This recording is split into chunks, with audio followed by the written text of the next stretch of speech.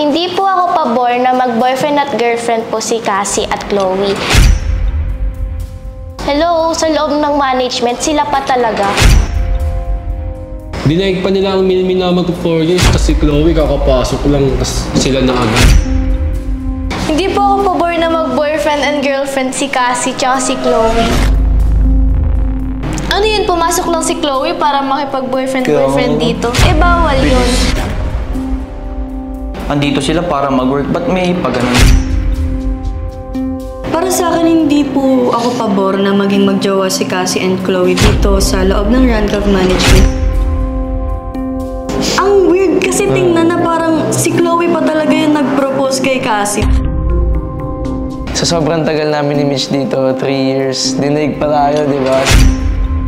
Siyempre, hindi ako pabor sa pagiging mag-boyfriend at girlfriend ni Cassie at Chloe. Kaya kung ako sa'yo, girl, huwag kang masyadong magpakakampante at magpakasaya. At dahil sa ginawa ninyo, alam nyo ba na ito ay may kaukulang parusa?